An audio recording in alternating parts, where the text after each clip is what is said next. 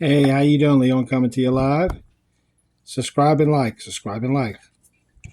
I'm sorry I don't do all the music and fancy words, but time is money. I want to do it quick.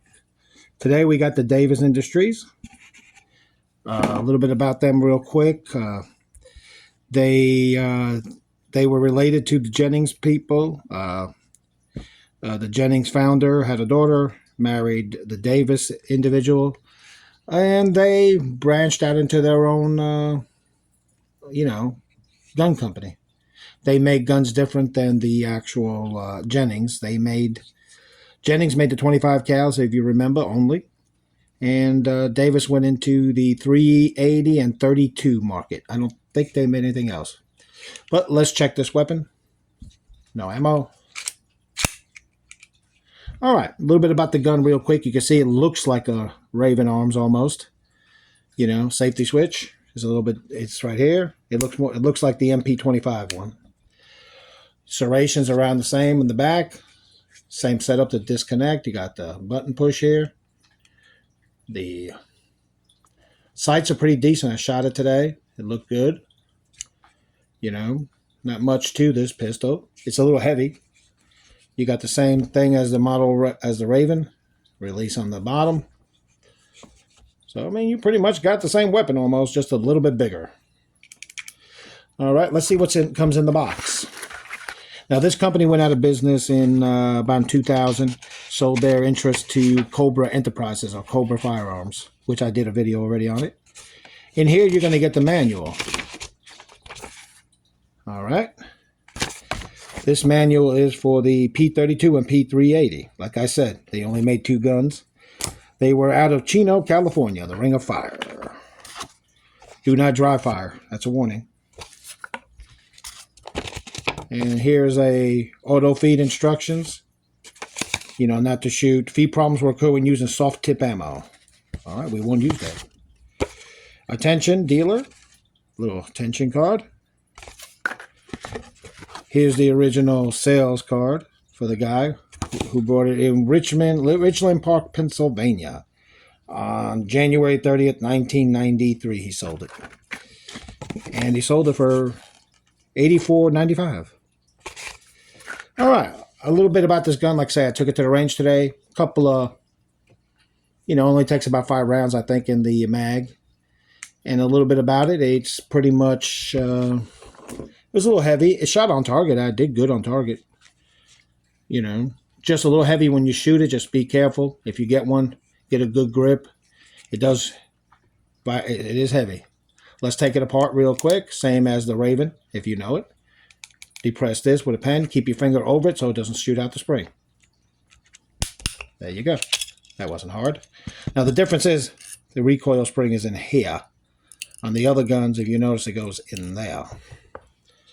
Inside, you'll find the same configuration. Your sear, safety switch, the circle safety switch. Your cam. Over here, same as the Raven. Same system as the model Raven here too. Spray. And pin. So, you got the same gun. We'll do a quick little clean here. In all essential, you got the same gun. It's just the family stayed together. They didn't, when they broke off and created their own gun companies. Like if you remember Bryco Arms, that was the son. I think, if I recall, Bruce, he went into his own company, formed Jennings Firearms, and they made 9mm and some other guns. But they were all under the blessing of Dad. So they were a tight family. They didn't try to screw each other over. I hope, at least. We'll clean this. Clean the feed ramp over here. Let me put my glasses on. Always wear eye protection. I forgot to mention that. So nothing shoots in your eye.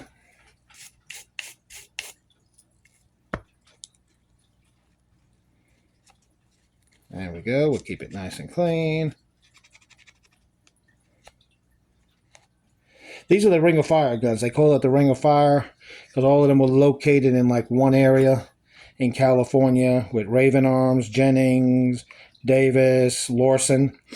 Lawson wasn't related to the family, but he made some of the most, bless me, he actually made a lot of guns with Lawson Engineering. And in 93, I think they sold more guns than anybody else in the country. Also had probably some of the more cheaper guns, most affordable, if you want to call it that.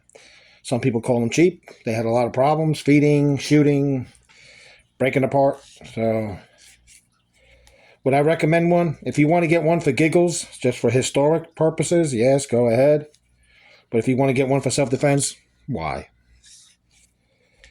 Why would you do that? Why would you risk your life, is what I say. If a gun has that many problems, why would you want it and put yourself in a position where you have to use it, in self-defense? You don't know if it's going to shoot. That's not a good place to be, where you got to question if your gun is going to shoot. At that point in the game, you might as well carry nothing and just leave it alone, is what I say, and pray. Do a lot more running or study karate.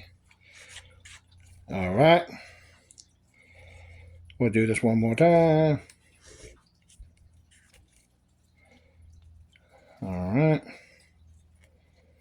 And we're good to go. All right. We'll oil it real quick.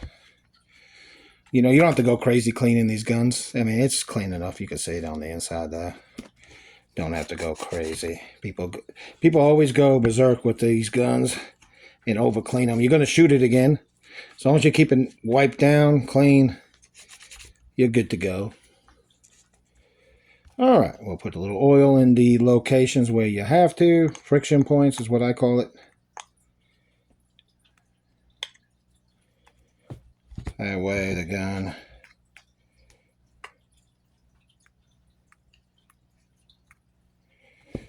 all right, it'll keep itself smooth a little bit. That's what I want.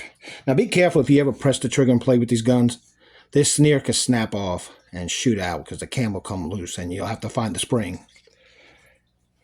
Okay. So let's put everything back together. Firearm pin. Spring. The capture here. All right.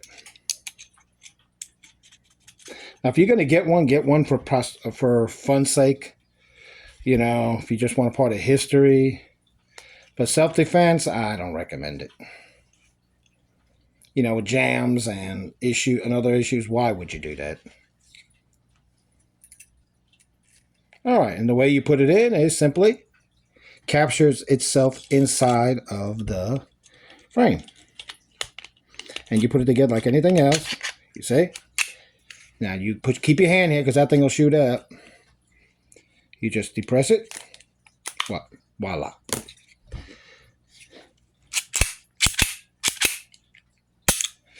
All right, it's ready to go. We'll keep it oiled nice and smooth and polished. Again, this is a fun gun. It's the gun to play with, historic. If this is all you got, then something's better than nothing. I would recommend keeping it clean, oiled, and practice with it at the range. So you understand how to clear a feed, a misfeed, or a jam, or stovepipe, which I had a few of those. So you don't wind up being surprised on the day you need it to shoot. So over and out. Enjoy.